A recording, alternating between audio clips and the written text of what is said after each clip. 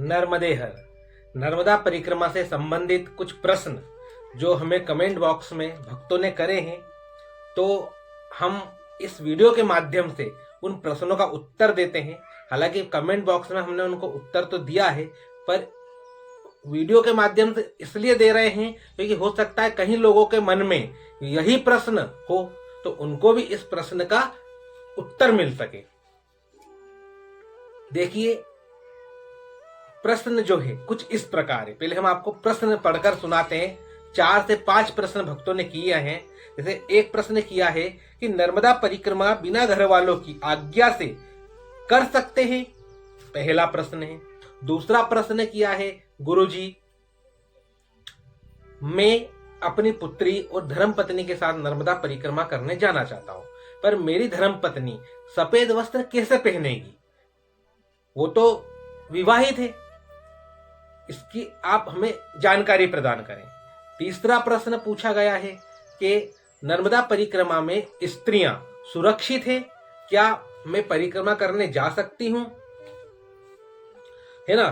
चौथा प्रश्न हमसे पूछा गया है कि नर्मदा परिक्रमा से पहले ही कहीं लोग कहते हैं नर्मदा परिक्रमा खंडित हो जाती है, तो आप हमें इसकी जानकारी विस्तार से बताइए, है ना। एक ये वाला प्रश्न आया है। और एक प्रश्न ये आता है कि नर्मदा परिक्रमा में हम परिक्रमा करना चाहते हैं, पर कहाँ रुकें, कैसे होगा, आप इसकी जानकारी दें। तो आज इस वीडियो के माध्यम से इन प्रश्नों का उत्तर मां नर्मदा की कृपा से हम आपको देने का प्रयास करते हैं।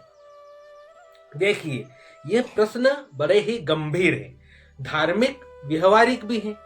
इसलिए शास्त्र, संत और परंपरा और नर्मदा मैया की मर्यादा के आधार पर हमसे मां नर्मदा आपको प्रश्नों के उत्तर दिलवाएगी, क्योंकि हम में कोई सामर्थ्य नहीं है। अगर आप हमसे पूछे तो हम ना तो कोई ज्ञानी है, विवेक तो हम में है ही नहीं, हम तो मूर्ख आदमी हैं। खाली यहाँ माँ नर्मदा और ठाकुर जी के चरण में पड़े हैं और बस सीताराम सीताराम कर रहे हैं। वही हमसे आपको उत्तर दिलवाएगी। तो पहले प्रश्न में हम आते हैं। पहला प्रश्न है कि बिना घर वालों की आज्ञा के क्या हम परिक्रमा कर सकते हैं? तो अब ये देखिए, आप इस प्रश्न के उत्तर में पुरुष भी और स्त्री दोनों के लिए इसका उत्तर यह है कि बिना घर वालों की, बिना माता पिता की आज्ञा के आप नर्मदा परिक्रमा नहीं लगा सकते। यदि आप नर्मदा परिक्रमा लगाते हैं तो आपकी वो परिक्रमा खंडित मानी जाएगी महाराज। कारण यह है कि रामचरितमानस, महाभारत, कहीं शास्त्र ग्रंथों में बताया गया है पितृदेवो भव मातृदेवो भव। अब यदि आप अपने माता पिता की बिना आज्ञा से नर्मदा परिक्रमा पे आते हैं तो पहली बात तो परिक्रमा मानी ही नहीं जाएगी, या तो वो खंडित हो जाएगी या आपको कुछ तकलीफ हो जाए, शारीरिक कष्ट हो जाए। क्यों? क्योंकि माता पिता इस पृथ्वी पर, है ना, साक्षात देवता माने जाते हैं। तो माता पिता के बिना आज्ञा से कोई सा यज्ञ हो, अनुष्ठान हो, धार्मिक कार्य हो, अगर हम करते हैं तो उसका फल हमें नहीं मिलता है, वो निष्फल हो जाता है और उसमें कुछ अड़चन आ जाती है। पर हमारी एक बात देखिए, सुनिए, यदि आपके माता पिता आपको नर्मदा परिक्रमा जाने के लिए मना कर रहे हैं तो आप क्यों ना अपने माता पिता की ही रोज परिक्रमा लगाएं। देखिए, हमारे गणेश जी ने क्या किया था। गणेश जी और कार्तिकेय को दोनों को पृथ्वी की परिक्रमा लगाने के लिए कहा, तो गणेश जी ने अपने माता पिता शिव पार्वती जी की ही परिक्रमा लगा ली, जिसकी परिक्रमा फलस्वरूप क्या हुआ, आज हम गणेश जी का सर्वप्रथम पूजन करते। हमारे यहाँ कोई सा भी धार्मिक कार्य हो तो सबसे पहले हम गणेश जी की ही पूजा करते, उसके बाद दूसरे देवों की पूजा होती है। सर्वप्रथम गणेश जी बन गए। तो इसलिए हमें माता पिता की बिना आज्ञा के परिक्रमा करने नहीं जाना है। आप उनको मनाइए, उसके बाद ही परिक्रमा पे जाइए। अब यही प्रश्न जो है, अगर कोई धर्म पत्नी है, पति है जिसका, उसकी शादी हो चुकी है, तो उसे अपने पति की आज्ञा लेना पड़ेगी, क्योंकि स्त्री के लिए बताया गया है शास्त्रों में कि उसे अपने पति को ही भगवान रूप में देखना है। पति ही परमेश्वर है और पति की ही आज्ञा का पालन करना है। अगर एक स्त्री अपने धर्म पत्नी की आज्ञा के बिना कोई कार्य करती है, अनुष्ठान, व्रत इत्यादि, वो निष्फल हो जाता है और वो पाप की भागिन बन जाती है। क्योंकि इसका उदाहरण आप देख लीजिए कि पति की आज्ञा और पति की सेवा से क्या हो सकता है। माता जो अनसुईया है और उनके पति थे अत्रि मुनि, माता अनसुईया ने अत्रि मुनि की सेवा कर कर और उनकी आज्ञा का पालन कर कर वो पतिव्रता स्त्री हुई और उन्होंने ब्रह्मा, विष्णु, महेश तीनों को बालक बनाकर और अपने घर में पालने में झुला लिया। ये आपने सुना होगा, माता अनसुईया ने डाल दियो पालना, तीन देव झूल रहे बन करके लालना। है तो जब एक स्त्री अपनी पति की सेवा कर कर, पति की आज्ञा का पालन कर कर, अरे ब्रह्मा, विष्णु, महेश को, नर्मदा मैया जिस शिव जी के पसीने से प्रकट हुई है, उनकी पुत्री है, उनके पिता को बालक बना के अनसुईया मैया ने अपने पालने में झुला लिया, अपना बालक बना लिया। तो आप जरा सोचिए, पति की आज्ञा का पालन कर कर, पति की सेवा कर कर आप क्या प्राप्त नहीं कर सकते। इसलिए अपने माता पिता और पति को मनाइए, उनकी आज्ञा हो तभी नर्मदा परिक्रमा पर जाइए। अब इस का एक उत्तर और है, यदि आपके माता पिता भक्त नहीं है, वो नास्तिक है, आपके पति नास्तिक है और वो आपका धर्म में बिल्कुल सपोर्ट नहीं करते, अर्थात आपको भजन नहीं करने देते, पूजा नहीं करने देते, है ना, आप बिल्कुल आपको मंदिर नहीं जान देते हैं, तो उस अवस्था में यदि बहुत आपको पीड़ा पहुंचा रहे हो तो उस अवस्था में क्या करना चाहिए। तो वो देखिए, ये बात आप मीरा जी के चरित्र से देखिए। मीरा बाई के ससुराल में उनको बहुत पीड़ा पहुंची, है ना, राणा ने दुख दिया, मानो जो आपने सुना ही होगा। तो मीरा जी ने क्या किया, मीरा जी ने गोस्वामी तुलसीदास जी को पत्र लिखा कि इस प्रकार से मुझे यहाँ भजन नहीं करने दे रहे, मैं क्या करूं। तो गोस्वामी तुलसीदास जी ने कहा, विनय पत्रिका में भी लिखा है, जाके प्रिय न राम बेदे ही, ताजिए ताहि कोटि बेरिसम, जतपि परम स्नेही। उसका त्याग कर देना चाहिए।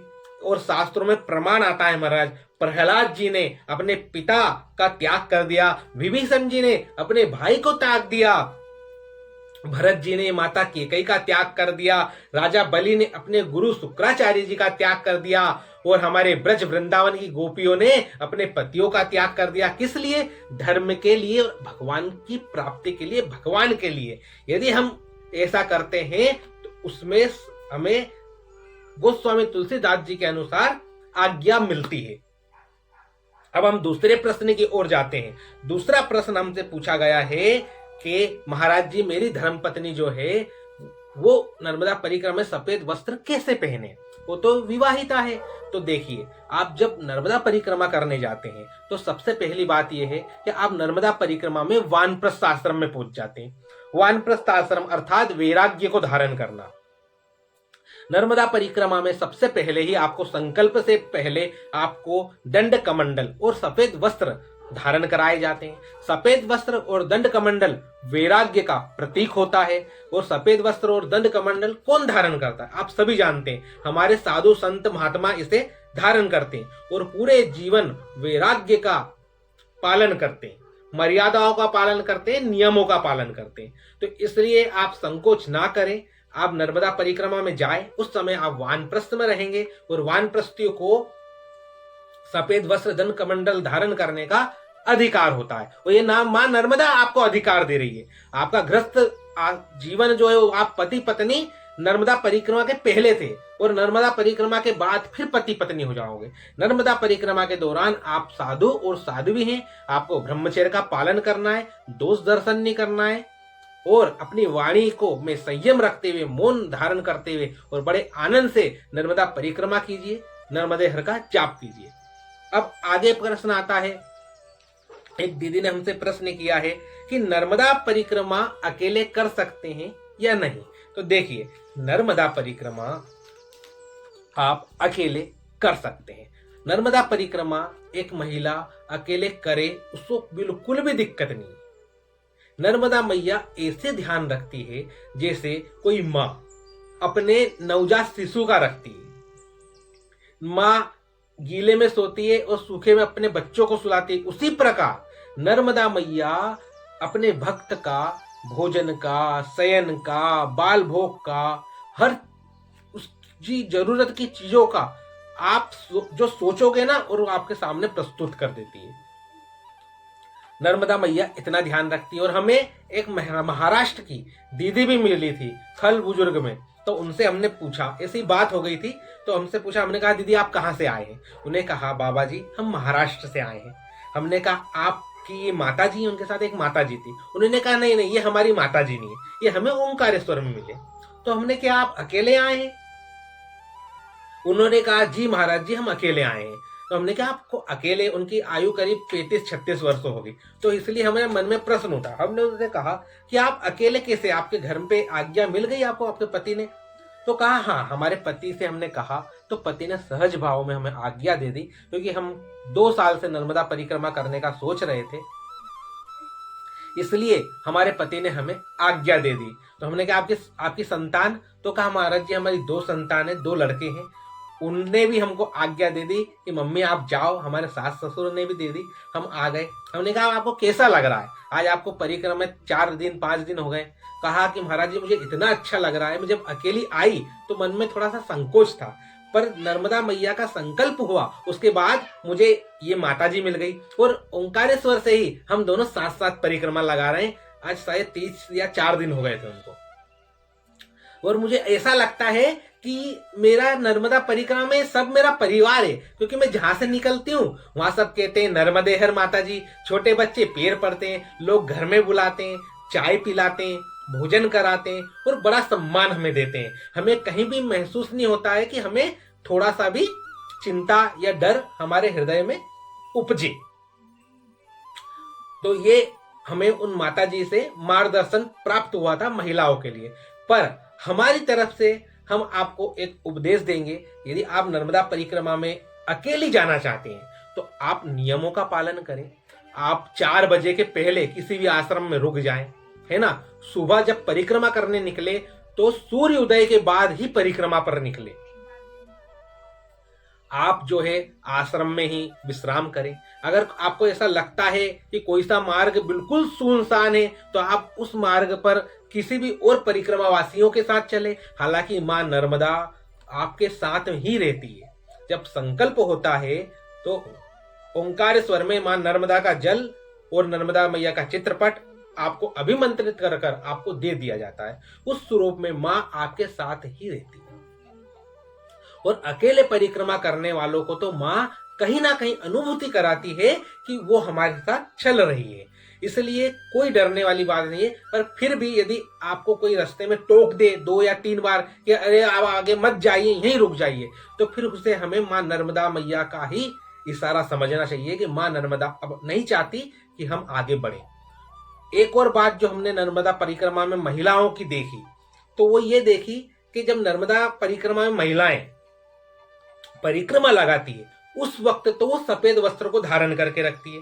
पर जब किसी आश्रम पहुंचती है तो हमने 1-2 महिलाओं को देखा है, वो एक दीदी ने ऊपर ब्लैक जैकेट और ब्लैक नीचे जींस जैसा कुछ पहन रखा था। तो इससे हमारी परिक्रमा खंडित हो जाती है, क्योंकि हम जब नर्मदा परिक्रमा में सफेद वस्त्र धारण करते हैं, दंड कमंडल धारण करते हैं, तो ये वैराग्य का प्रतीक होता है। ये साध्वी हमें बना देता है, हमें वैराग्यवान बना देता है। तो यदि हम इसको त्याग देते हैं, अर्थात यदि हमने इसको उतार के कलर का वस्त्र धारण कर लिया, तो हमारी परिक्रमा खंडित मानी जाती है। इसलिए यदि आप महिला हैं तो विशेष ध्यान रखें, अगर पुरुष भी हैं तो भी आप विशेष ध्यान रखें कि आपको सफेद वस्त्र का त्याग नहीं करना है। आप आश्रम में अगर 2 दिन रुके तो भी आपको जो है सफेद वस्त्र का त्याग नहीं करना है। अब जो है अगले प्रश्न का हम आपको उत्तर देते हैं। अगला प्रश्न है कि महाराज जी नर्मदा परिक्रमा से पहले कहते हैं नर्मदा परिक्रमा खंडित हो जाती है, तो ये कैसे हो जाता है? आप हमें थोड़ा समझाइए, हम उसका ध्यान रखेंगे। तो ये प्रश्न हमें भी अच्छा लगा। अब नर्मदा परिक्रमा पूर्ण परिक्रमा खंडित हो जाती है, हमने भी इससे पढ़ा जाना, और इसी प्रकार आज हम आपको इसके बारे में बता रहे हैं। देखिए, नर्मदा परिक्रमा जो है वो पहले से खंडित कैसे हो जाती है। अब जैसे घर की आज्ञा बिना परिक्रमा पे हम निकल जाए तो बिना घर वालों की परिक्रमा से परिक्रमा खंडित हो जाती है। यदि माता पिता मना करे तो परिक्रमा खंडित मानी जाती है। घर वालों की अनुमति, ये सबसे परिक्रमा खंडित मानी जाती है ना। बिना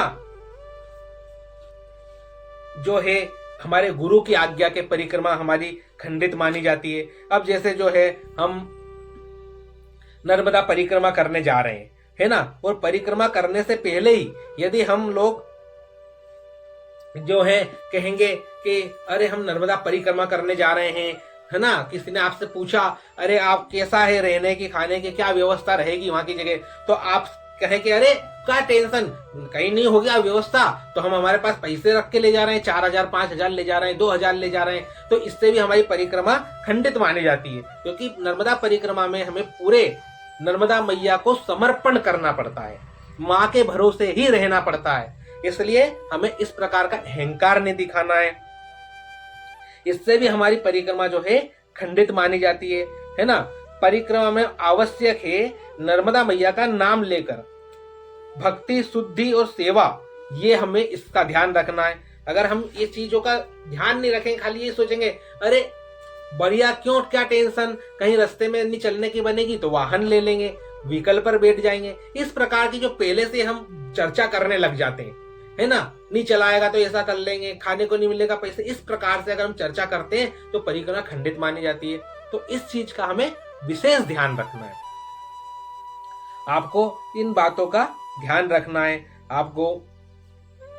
और एक और चीज विशेष है जो हम हर वीडियो में हमारी लगभग बताते ही हैं। यदि आप नर्मदा परिक्रमा, है ना, सोशल मीडिया व प्रचार की भावना से जा रहे हैं, है ना, वीडियो बनाऊंगा, फेम आएगा, यह भावना संकल्प को दूषित करती है।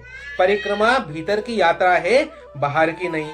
इसलिए हमें ध्यान रखना है कि नर्मदा परिक्रमा में हमें इन सारी चीजों का पालन करते हुए और नर्मदा परिक्रमा हमें करनी है। हम एक बार और प्रश्नों पे नजर मार लेते हैं, हो सकता है कोई प्रश्न छूट गया हो।